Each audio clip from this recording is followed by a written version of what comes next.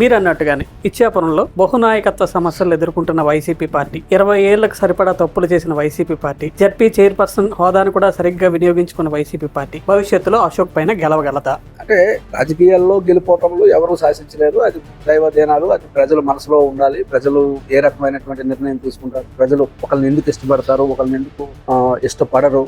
అంత అద్భుతంగా 2014 నుంచి 19 వరకు 16,000 కోట్ల లోటు బడ్జెట్ లో ఉన్నటువంటి రాష్ట్రాన్ని చేతిలోకి తీసుకుని ఆ రోజు అదే ప్రజలు విపరీతమైనటువంటి అచంచలమైనటువంటి విశ్వాసం చంద్రబాబు నాయుడు గారిని చూపించి ఈయనైతేనే రాష్ట్రాన్ని ముందుకు తీసుకెళ్ళాలి అని నమ్మినటువంటి అదే ప్రజలు ఒక్కసారి జగన్మోహన్ రెడ్డికి ఎందుకు అవకాశం ఇవ్వకపోవడం 2019.